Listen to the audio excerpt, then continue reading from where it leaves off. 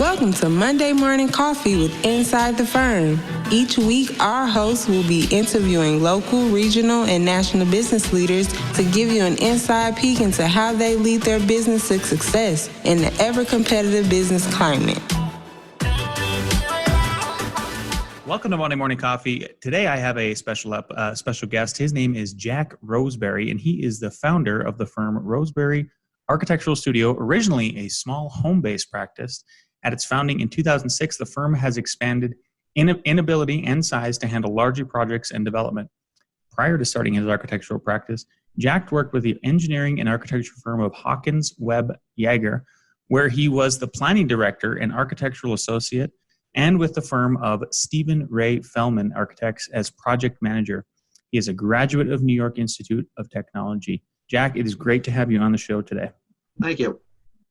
Well, hey, let's maybe start things off by, if you could just peel back the onion a little bit about yourself. How did you get into architecture and eventually owning your own practice? Well, I got into architecture as a kind of, I originally wanted to be a naval architect. Okay. And I went to, unfortunately, getting into naval architecture is a very high level of academia. So I decided to go into building architecture. I visited Paris 1976 in my French class. So I got to see what Paris was all about and the architecture of France and the beauty of the architecture of France. And that's kind of what got me started into it a little bit.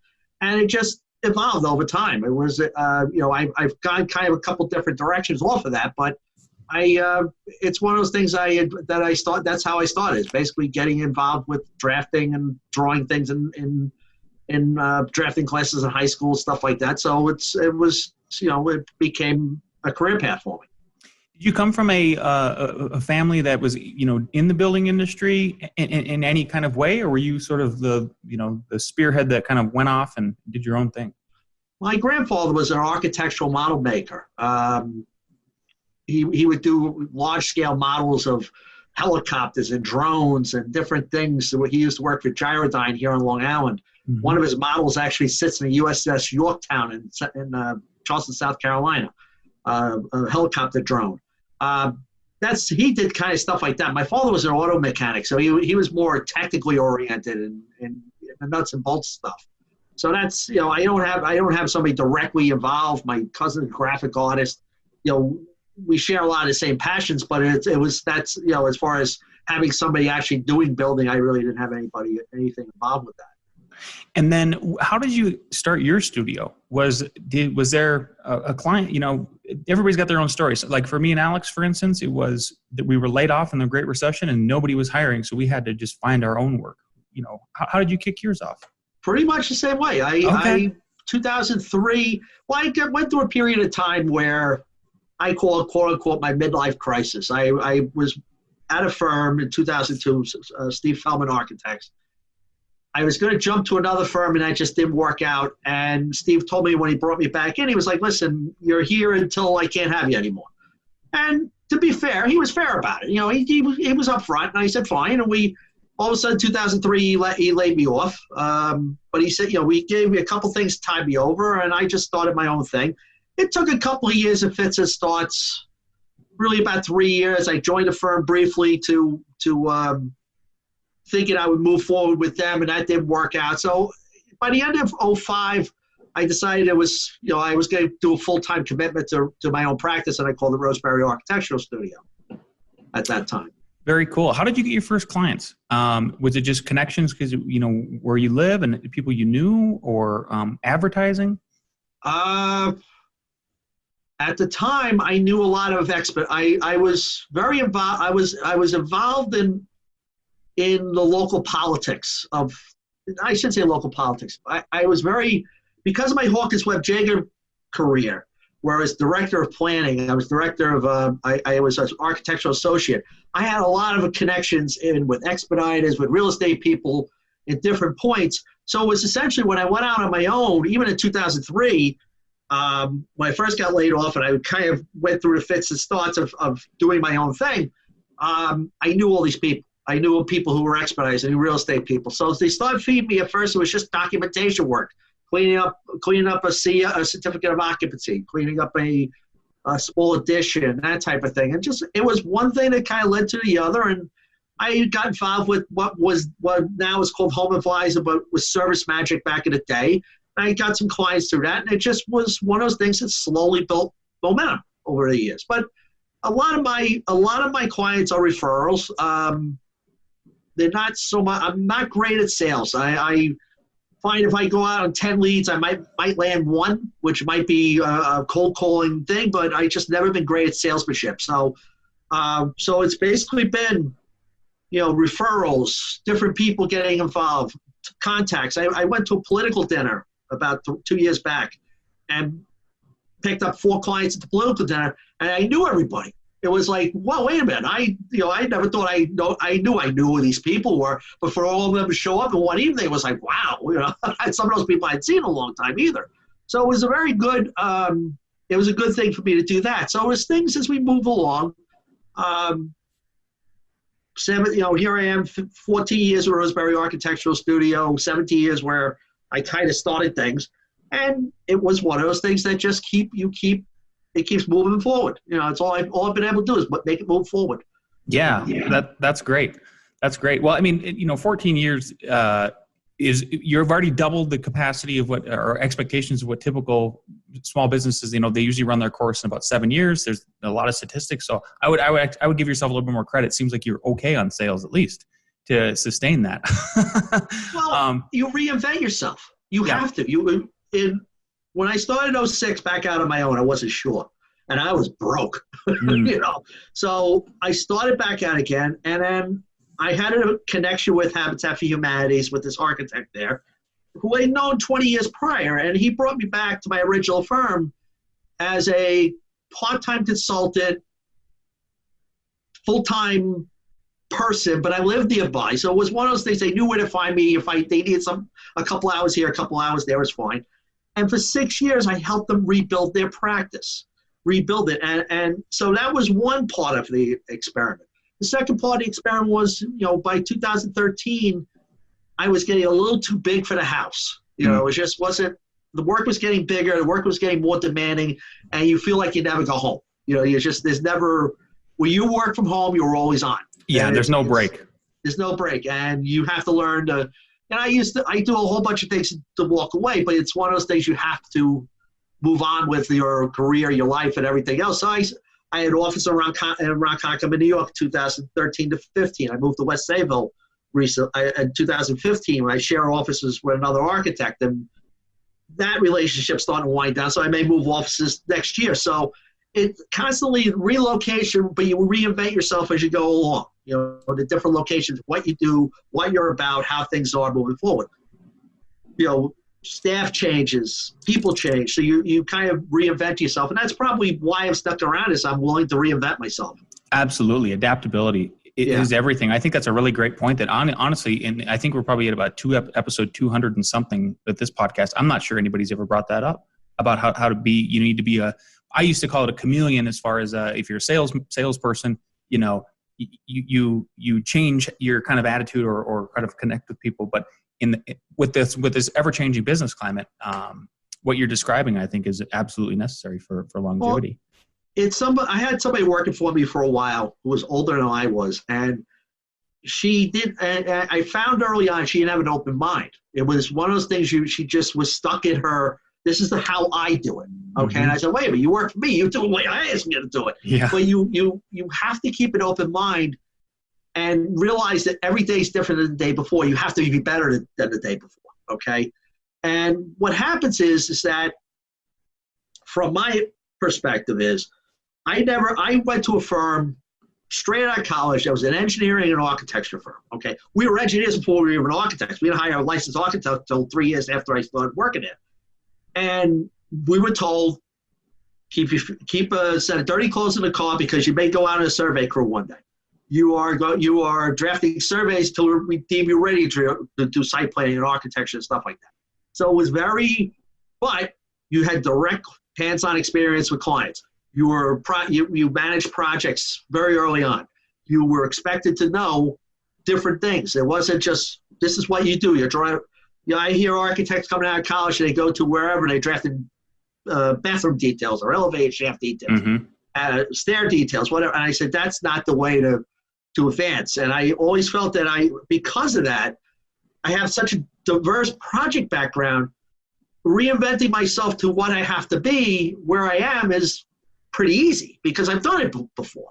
So, I had about a 6 or 7 year period where I didn't do a house.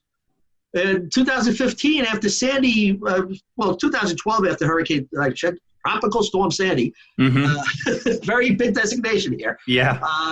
After Tropical Storm Sandy, I had to reinvent myself to do the residential stuff again. But I've done residential. Okay, so I've done, so I just reinvented myself. You learn new things. You have to keep your mind open to the new things you learn from that and how styles and fashions it. So now I do probably 60% residential now.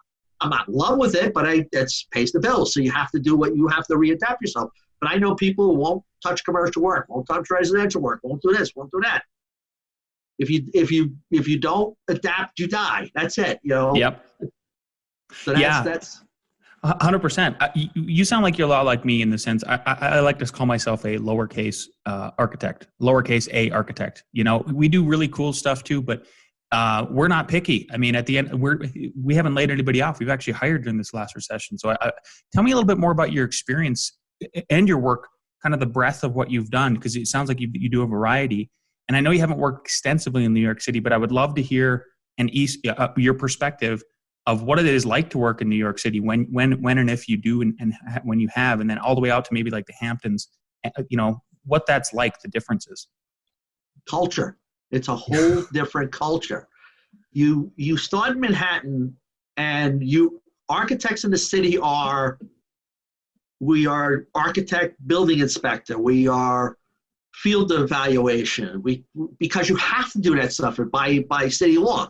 You have to be involved with the permit process. In New York City, if you don't have somebody who's qualified to push the paper, you're dead. You're not going to get anything accomplished. So you have to have somebody very qualified to push the paper, to push the permits, to know the forms that you're supposed to fill out.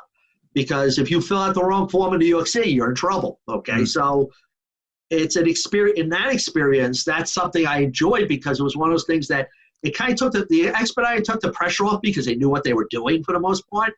And you can focus on, okay, this is the architectural situation, the architectural solution.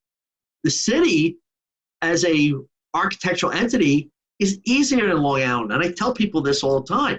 It's easier to work in the city than it is on Long Island because the city building inspectors trust the architects to know what they're doing and to do their job and to certify the work and to be. Now it's slowly changing now, but they're getting more into the Long Island model where the building inspectors have all the power and they're reviewing plans, and a lot of them don't have the qualifications to even do that stuff. But we'll see. I mean, we'll see how the city. I haven't done any work in the city a couple of years now, so I have to say it's one of those things that it's evolving all the time. So it's changing how it goes, but it's easy to work in a city. There was one. It gets you. Yeah, there was one. It's an easier process. That's interesting. I would have not expected that. And can you explain for us, because many of us don't know what this means. What is an expediter in New York City? An expediter in New York City and Long Island is a person that processes building permits. Okay, that's what they do. Now, in New York City, it's a licensed entity. It's somebody who has to take a test, get licensed, and know what they're doing. On Long Island, it's kind of the Wild West. You get people that call themselves expediters. They're housewives. They're secretaries for construction firms. There's only a handful of quote-unquote expediters that might have a clue what they're doing, okay? A lot of them don't know what they're doing. It's sad, and I'm saying this publicly because I've also said publicly to even local expediters, you guys really should be licensed on Long Island. It should be a test. It should be something that you have to be qualified to know what you're doing because you're making zoning and planning decisions for a homeowner. And if you don't know what you're doing, you can really, really mess it up. Okay. And I've seen this too often. I missed the zoning hearing one time, and the fellow I shared the office went to the hearing, and I wasn't aware of it. And they made this the expediter was doing a case and made this agreement for this land swap that moved a property line over 10 feet. And I was like, wait a minute, You can't do that. You have this, and this to deal with. 5 years later, we're still dealing with. Oh, wow. You know? So Yeah. it's one of those things that expediters are here to stay on Long Island, and in the city they're licensed. But also part of the thing about an expediter is the paperwork stack that they do for permits is getting to immense proportions. 15 copies of an application with that's 10 different applications. Have you ever heard of what was the term I came? A certificate of mailing? No. Okay. What is this? Just learned this the other day. It's certified mail, which is the green card, and you get return receipt and the whole bit, and it comes back to you. And then there's something called a certificate of mailing, where the postal office has a little card that you have to fill out, and they stamp it, and it basically tells people that you mailed the stuff out, okay? So in this zoning board application that I'm doing, it's mailing to, you have to mail to the homeowner, regular mail. You then have to mail to the resident at the same address, regular mail, and then provide a certificate of mailing for both saying that you did this. That's hours. Wow. Hours. And I fortunately had somebody come in and help me out with that, but it's hours, this stuff. What's it like when you finally get to the building process? Finally, when a permit is issued over there, is it breezy? I mean, is it very easy? Depends on the town. It really does. There's a town on Long Island called Islip. And it's pronounced Islip, but it's spelled ISLIP. They're so crazy about building code, and it's so crazy about detail, the level of detail you have to put in the drawings, houses, whatever, that when it goes out in the field, you just kind of, you go, and it's smooth because everything's on the drawings. And the building inspectors there say, it's on the drawings, you better follow the drawings, and it goes real smooth, okay? But there's a cultural difference. When I talk about cultural, how much construction administration on average do you do on your projects? Very little. On Colorado, okay, it's more Wild West, yeah. Okay, same here to a point. In New York City, you have to do a degree of construction administration because of their permit process, okay? Western Nassau, Gold Coast, up in the North Shore of Long Island, it's expected more to do construction administration because of the scale of the homes being constructed. That local municipality is crazy. So you have to go out and do some construction administration just to fit their inspection requirements. As you go further east than Long Island, it becomes more and more the Wild West, okay? And then you get out to the Hamptons, and it goes out the other way, and you go back to more construction administration because there's millionaires in the city who are building houses in the Hamptons, and they need somebody to keep an eye on it. So it depends. It's such a cultural difference. Even when you talk to architects I'm the center of Long Island. You talk to architects that do work they're exclusively in the Hamptons, they do 5 jobs a year, and it's all construction administration and interiors and everything else, and they'll make more money than I ever will think of. And but where I look at construction numbers, they may do $5 million construction a year. I might be doing $5 million construction a year, but it's a whole different cultural thing of services by the architect at that point. So that's the difference as far as jobs do go smoothly because of the level of detail that they make you put on a lot of drawing. But there's always quirk, there's always things that don't go so smoothly, Yeah. That was some. Thank you for sharing all that insight, just kind of your experience there. That's one of the primary reasons why I wanted to have you on. The other one was for everybody listening.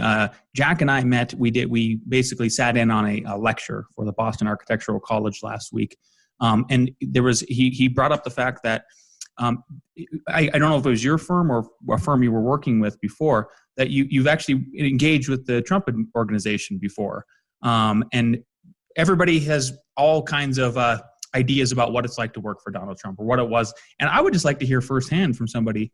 I'm not guessing that you met the man, but still working with the organization, how do they treat their architects? And are the rumors true about delinquent payments, or were they good to go? Okay. Yes. I'm going to say I do have a memento of that occasion.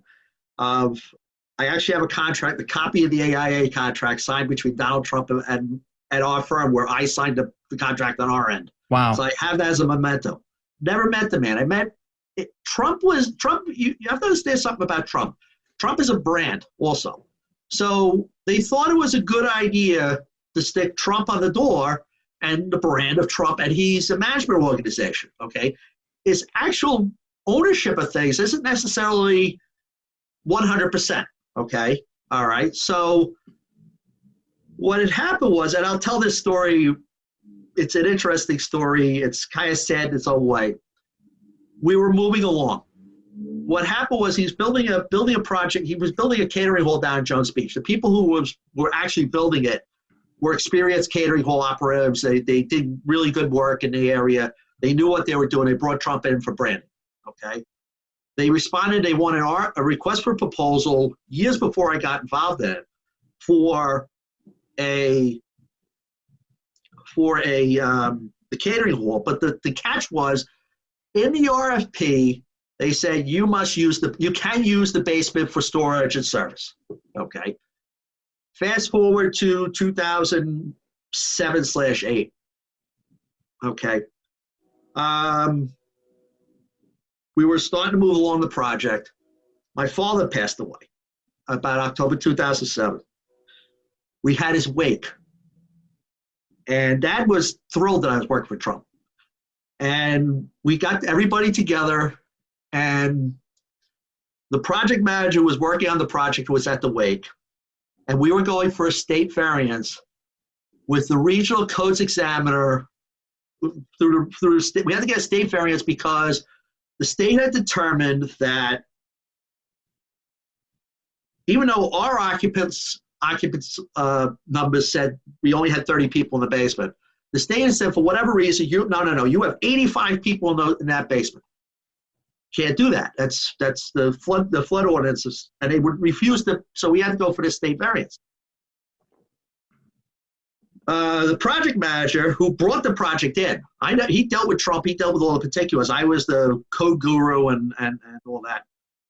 He brings Trump in. He goes up to the regional codes examiner. Perhaps at my dad's wake.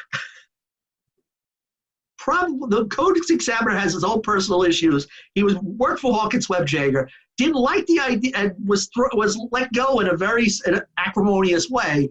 Didn't like Hawkins Webb Jaeger, didn't like him. Fortunately, liked me a little bit. And the guy makes the mistake of going up to him and says, "Oh, don't worry, we're going to get this variance. It's a done deal." And the regional codes examiner freaked out at that moment. Mm-hmm. And he was having a big time personal issue at that day. Wrong day to talk to him, and he decided he was going to make sure that this was done right. So the politics interview. Now, also in the shift of politics is, and we went from a Republican state to a Democratic state, and this whole thing was blowing up anyway. So we went off to, they had the hearing up at some obscure little New York State town. I think it's called Hastings on the Lake. We had to drive 4 hours to get there. We wanted it off Long Island for some reason, and just to get away from the Long Island politics. And the presentation let's put it this way, it was thought it was in a bag, it really wasn't in a bag. And I came, and I would go through the presentation, a structural engineer wasn't prepared, people weren't prepared, and I said, wait, guys, I'm never going to get involved in this ever again unless you guys come back locked and loaded. So they decided the next hearing had to be they actually packed out the Cradle of Aviation in a 250-seat facility.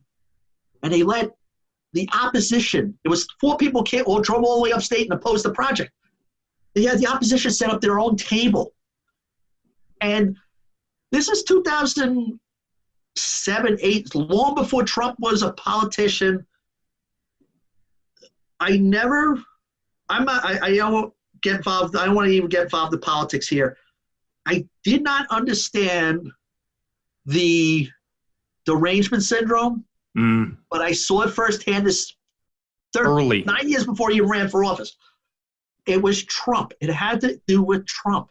And it was so crazy at that hearing. I mean, I was walking around with it. I actually at one point walked around with a board showing a drawing, and somebody grabbed me by my collar, yanked me around. almost got violent with me until the attorneys came and grabbed me back, pulled me back to the front of the room. I'm like, whoa, wait a minute. I'm putting my hands up. Like, what happened here? I found out there are things I don't want to disclose publicly. Fair enough, yeah. But about what there, because there was friends involved. There was friends involved. I'm friends with the regional code examiner. I've known him for 30 years. The side story was my wife had a cat that was, we were trying to teach it was feral and had all kinds of issues. I got a phone call from my wife. This was televised, locally televised. Oh, seriously? All day. And my wife calls me up and says, you look terrible on TV. I saw that. You look terrible. I was like, gee, thanks, honey. A few hours later, I called back. We had this cat, and it was really having issues, and we were trying to figure out what to do with it. And we were ready at the point to just put it outside because it was such a nightmare. Mm-hmm. And I get the next phone call. The cat just pooped on the bed. I'm in the middle of this hearing. The cat just, what do you want me to do about it? Yeah. I just threw him outside. It's like, fine, we'll deal with it later. So it was so many. I tell this story with so many sidebars of Dad's funeral. We're at Dad's wake, and all this stuff is going on. And the wake was a celebration of life. It wasn't we weren't at a funeral home. We were at a VFW hall. It was a celebration of life. But it was so bizarre, all the things that went on. Anyway, going back to the hearing, I had beaten the hell out of everybody getting ready. I didn't say much at the hearing. I beat the daylights out of everybody. And I said, you better be ready. You better be ready. You better be prepared. Here's the presentation I want. This is what I want to do. This is how we're going to present it. And we kept hammering it home. We were up for 8 hours. Wow. 8 hours the hearing was.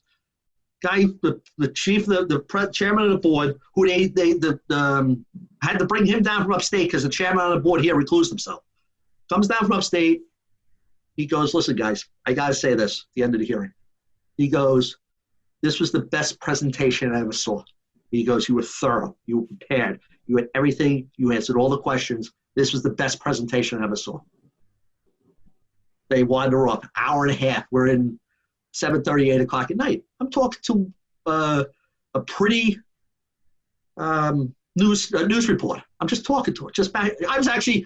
They were beaming lights out. You know how television they show up on TV and they do all the beam.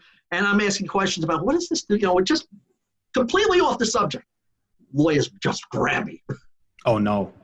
The lawyers. What the heck were you talking to her? Wait a minute. You can't say it. I'm like. Well, he said, listen, guys. That's a very pretty girl over there, okay?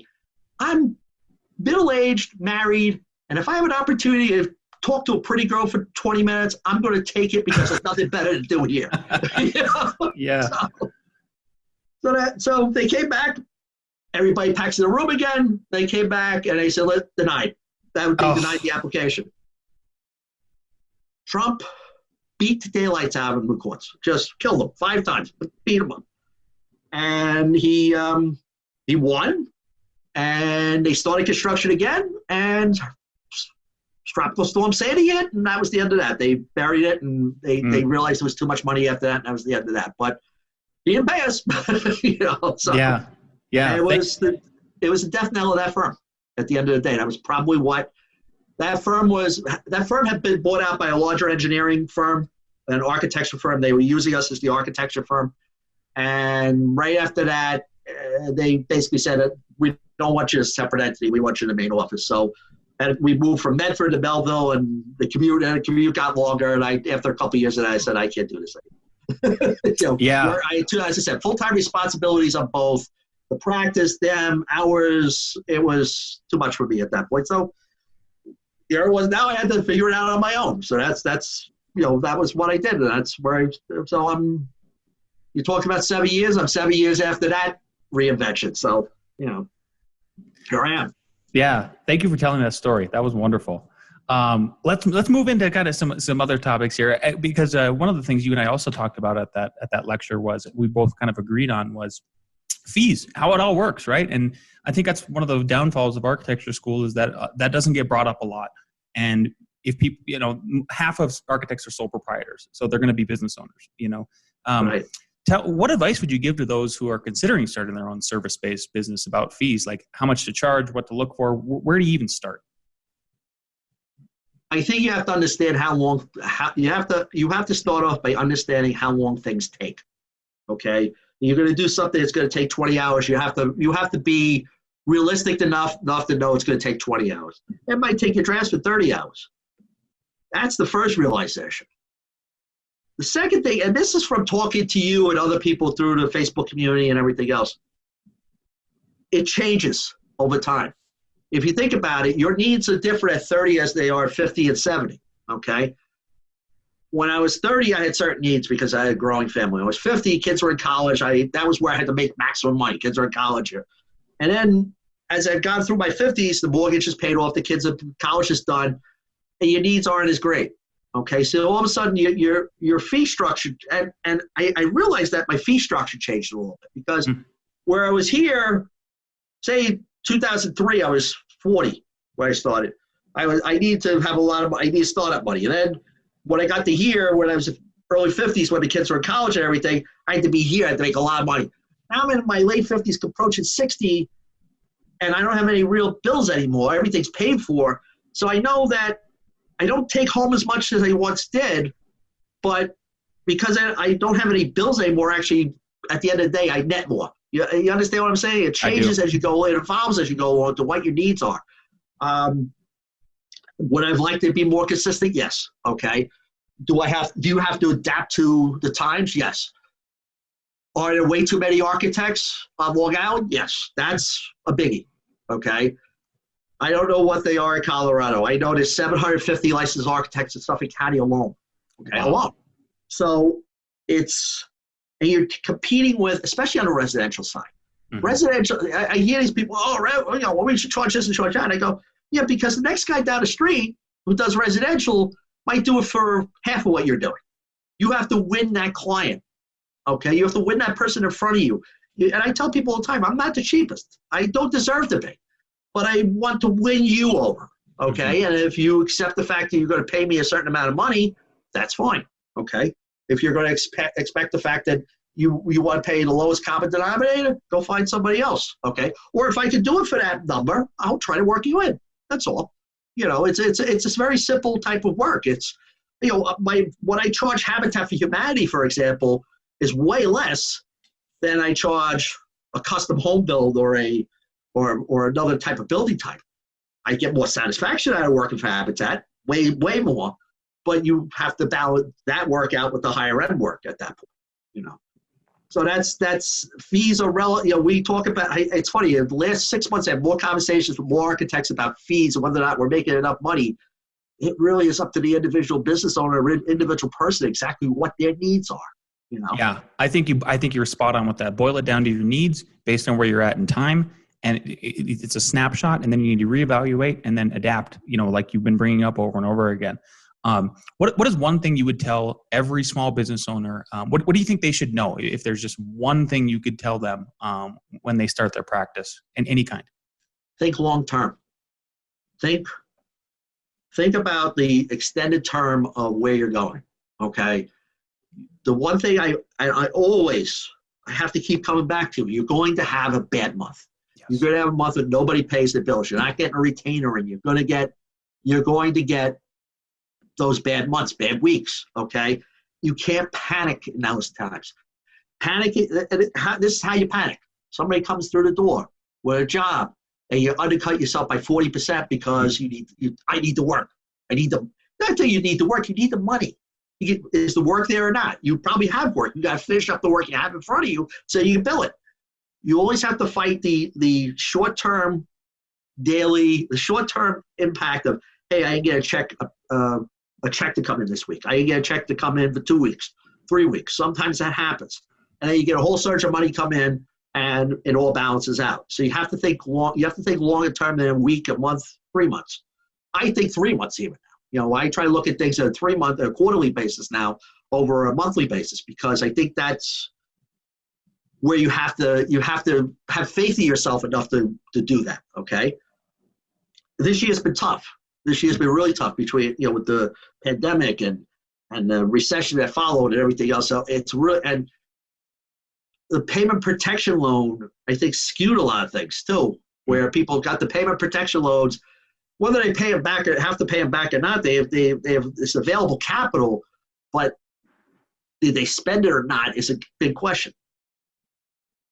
The fall of Hawkins Webb Jaeger was cash related, because when they finally had to be taken back, and I asked why, it was not the fact that Trump didn't pay him, was there was a point where the partners at the bigger company pulled out all the cash out of the company, and we can't replenish it. You can't deplete your cash reserves beyond any reasonable, hey, I got $50,000 in the bank at the end of the year, end of December, I'm going to take it all out, I'll pay the taxes, I'll do this, I'll buy the boat or the car or whatever. You can't do that. You have to think long term, because, it's easy for me to pull, it's easy for any business owner to say at the end of the year, hey, pull $50,000 out, I'll buy this, I'll buy this, I'll buy this. You can't. You have to think longer term. So you have to leave money in for the following. So that's the biggest thing. I think that's the biggest thing in any business. It's not, some don't have the long-term thinking ability, What's 3 months out? What's 6 months out? What's 9 months out? How do I do it from, I look at, my work and I say, I got enough work to last me 6 months, maybe 9. I got a couple of long-term projects I know they'll be here a year and a half from now. It's, it's thinking that long-term is, you're going to, will zero work come into me next month? I don't know. We'll find out. But you have to think longer term than a week, a month. That's really the biggest thing as far as to answer your question. Yeah, absolutely. One question is kind of a sort of a last one that I ask every guest, and that is, it's a question for you, for yourself actually. Knowing what you know now, and if you could go back in time when you first started your business, what piece of advice would you give yourself? I think I just did it. I think you did too. I think you did too. Absolutely. I think that was the advice that I would have given myself 15 years ago, was think long term. Trust your systems. That's the other thing. If you set up a system, I set up a system. It's terrible to the outside observer of accounting through Excel spreadsheets. Okay, it's not quick. I try to learn QuickBooks. I try to learn Peachtree.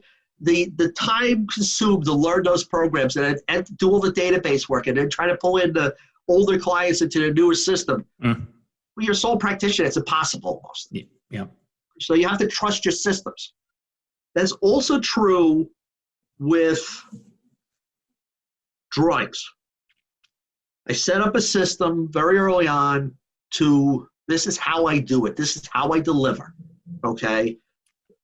The sheets are set up a certain way. The drawings are set up a certain way. I have templates. So you pull in a common template on everything, and this is how you move forward. And the cool thing about that was when I got to New York City and worked in New York City for the first time, I was able to pull the stuff that I worked on out here from a code and study and logic standpoint to help quite a bit on the city work. So the system works, okay? And that system works. It doesn't necessarily work for SOM. It's not going to necessarily work for you or somebody else. It works for me. So you have to trust yourself and your systems. That's the biggest advice that I could give myself early on. But I set those systems up early on. They proved the work, and I stayed with it. Absolutely. I can't stress. I would just echo what Jack said. Those systems, those fundamentals, if you get them right from the beginning, and then you have the long-term vision. You almost can't go wrong. You almost can't go wrong.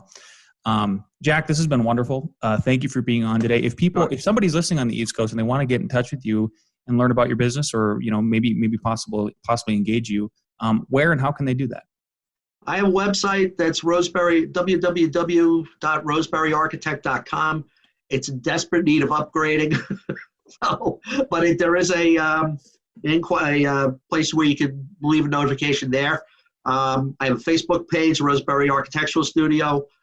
And then you can contact, from there you can contact me. You can Google me, you can contact me over the phone. I've had recent, I did a little thing for Newsday at the local newspaper about surviving storms, where I stood in front of my shed got torn apart in the storm, and I stood in front of the shed, then did a whole bit on, maintaining your house prior to the storm. But that's, little things like that, you'll find me. That'll be, but the website and the Facebook page is the best way. Awesome. Thanks again for being on, Jack. Thank you.